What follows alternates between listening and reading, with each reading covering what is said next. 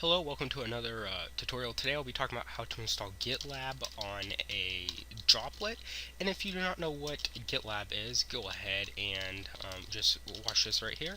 I will be signing into my GitLab, and GitLab's basically like your own hosted GitHub. GitLab is very nice, and it's it's a very nice, pretty much, it's open source. It's very good. So yeah, I don't really know what to say. It's so good. So as you can see, you have all the new stuff, just like GitHub. You can create projects, etc. So in order to get started, we're going to go ahead and go to DigitalOcean and log into our little portal. And I will go ahead and create a, if I can log in here, just give me a second.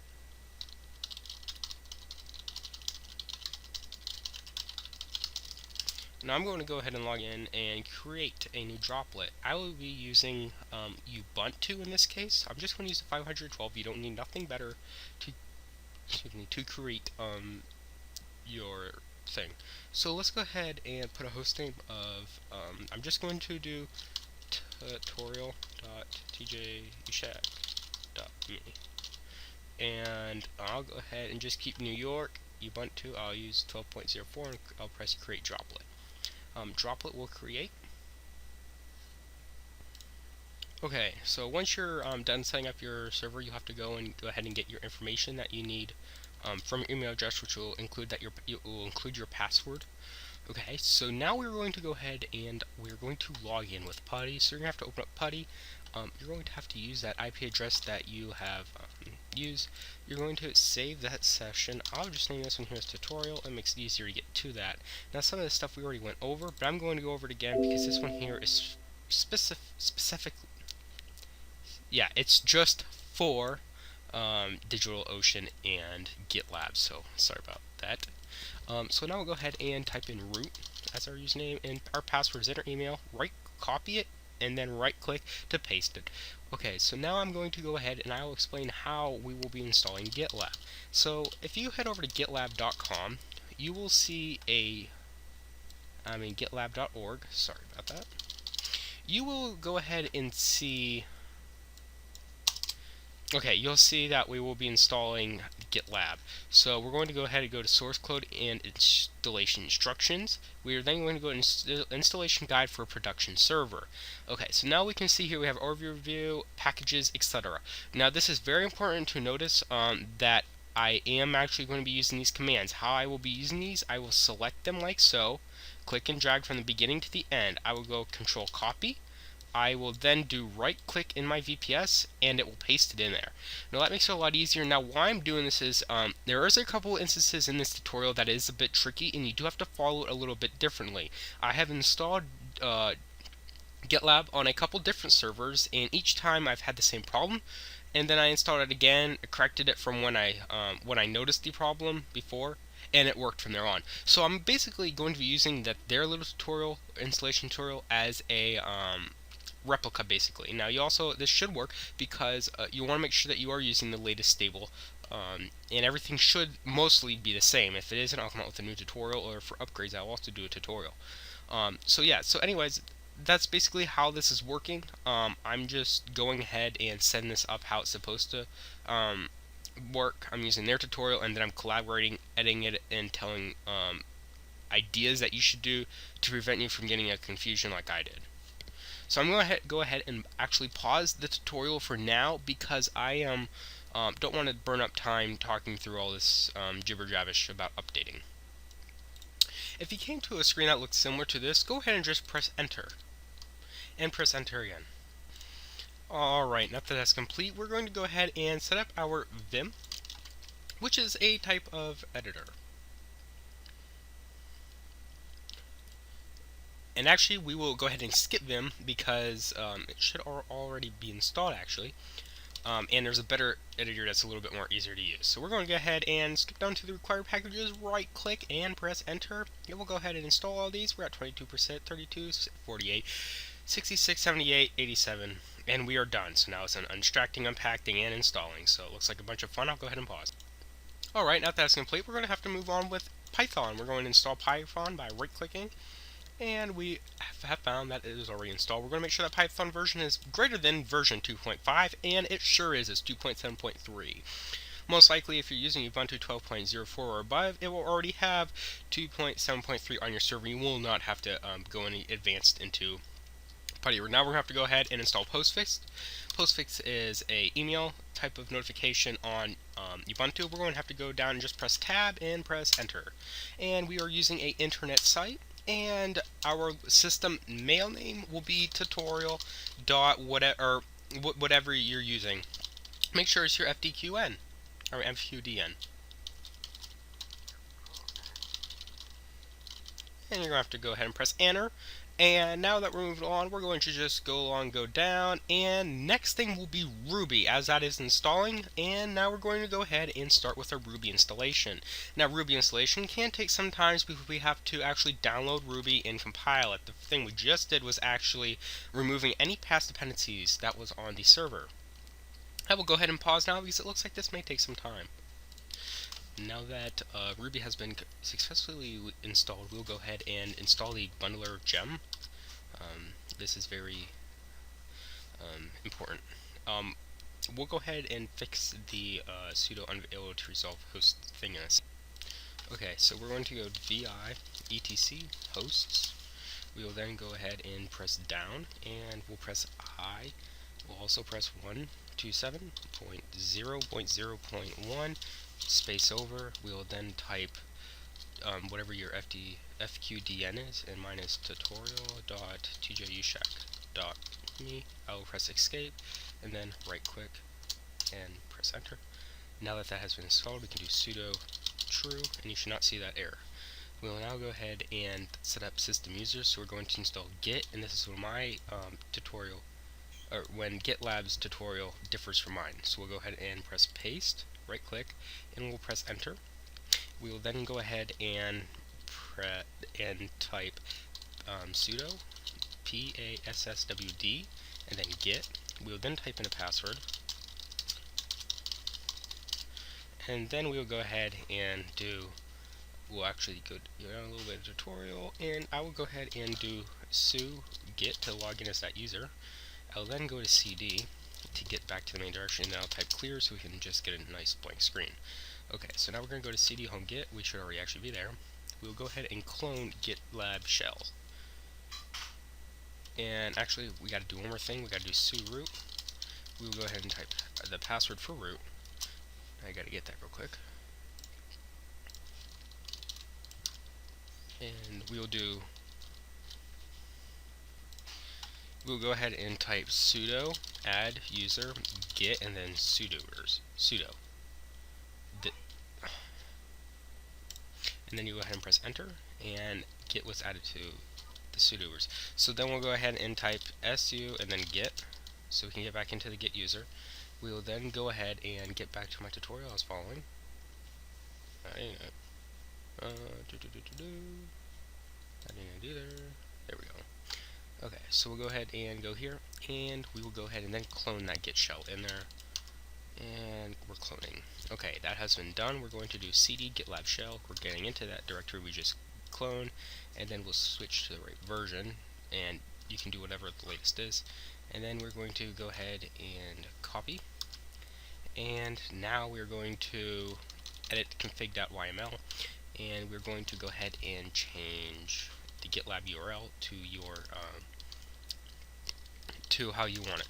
So in order for me, I'm just going to do tutorial.tjushak.me. I will then press escape, and don't actually need to do that. You'll just do Control X for exit. You'll type Y and press enter. And now we'll do the setup. And that is good. Now we're going to go ahead and set up the database. Very simple solution to do. We will then go ahead and install a database, just like so. We're going to type in a password for Git, and it's installing. Everything should be good to go. You won't have to type Y, and you're going to have to type in the password. And I'm actually going to do just ABC123. ABC123. Okay, I have to write that down so I don't forget, even though it's very simple.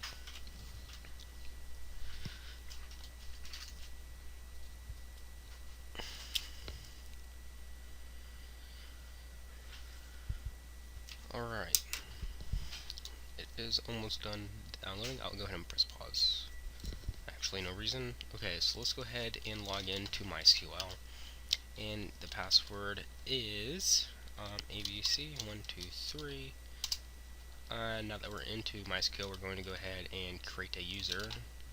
And we're going to change the password to ABC123 and press enter, because I want to just keep the same password throughout. Go ahead and create the database, and then we'll create the second one, which actually goes off the page. Just click and drag over, or you can double click on the row, and then just do /q. So now we will go ahead and try our connection and enter our password and press enter, and we are in. And now we can just type /q and exit. Okay, so now that we are done, we'll go ahead and continue with GitLab. So now we'll go to cd home git, and then we will go ahead and clone the source. And it is cloning the source, and let's get ready for the next part. Okay, so you go ahead and right click, and now we will go ahead and change to the latest, which is 6.0. So just do so. And you actually can use master for the bleeding edge, but that is kind of dangerous at times, so I don't recommend it, but you can, because there can be security vulnerabilities and etc. Okay, so we'll go ahead and continue, and now we're going to go ahead and edit a file, and we will go down into where we see host as localhost. We will go ahead and change that to our fully qualified domain name.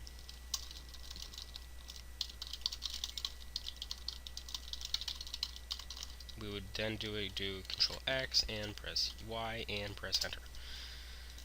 We'll then copy the whole block, right click, enter, and then we will go ahead and create a directory for satellites. And then we'll go ahead and just keep on doing these ones. Pretty simple. Doesn't get much easier than that. Copy our unicorn config. We will not actually configure our unicorn, because we do not want to have any more workers, because we actually don't have enough room to be using the workers that we use now.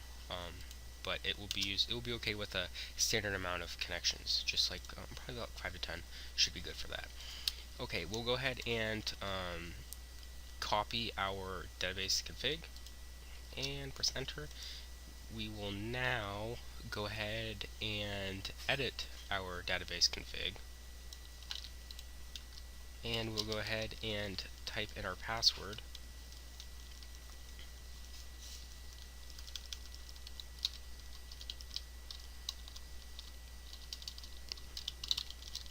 Then press Control X and press Y and press enter. We'll now go ahead and make sure that is readable only, and then we'll start installing our gems. This can take some time.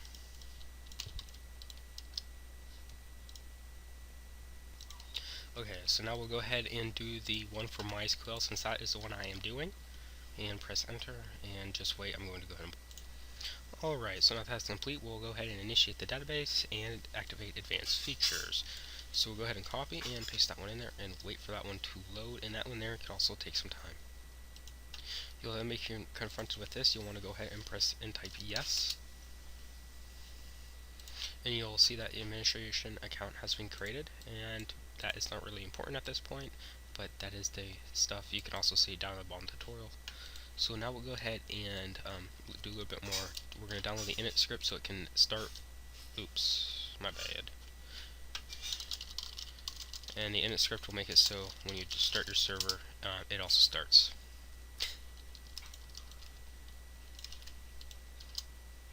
Alright, so now we'll just make GitLab start on boot. And now we'll go ahead and check the application status. Alright, this shows that it has been successfully configured. Now we'll start a GitLab instance, and now we'll go ahead and double check our application status. Again, this can take a couple of seconds. Alright, so now we'll go ahead with the final stretch of our installation. We'll install Ninjix, which is a web server, better than Apache. It does not accept slower attacks. Now we'll go ahead and download our site configuration, and we'll go ahead and finish up with that. And now we'll go ahead and configure. So in order to do that, we're going to go ahead and go down, and where you see your server FQDN, you'll go ahead and type your server FQDN. In my case, mine is tutorial.tjushack.me. So now we'll go ahead and press Control X, and you'll press Y and press Enter. Now that is done, we're going to go ahead and restart Nginx. And now I will go ahead and pause the video while I make sure everything is all correctly set up with my array. Alright, everything has been successfully all set up on my end. We'll now go ahead and go to my FQDN, and we'll type in tutorial.tjushack.me. We will then go ahead and wait a couple seconds here. I might actually need to clear my cache, because this might be cached, I'm not sure.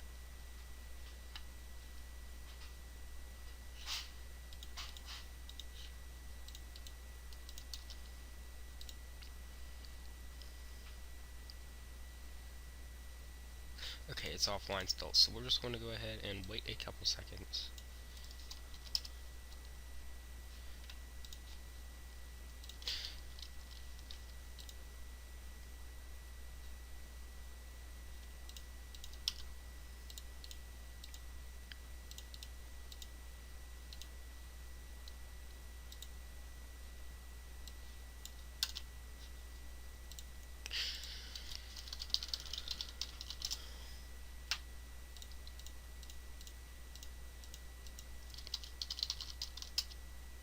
Okay.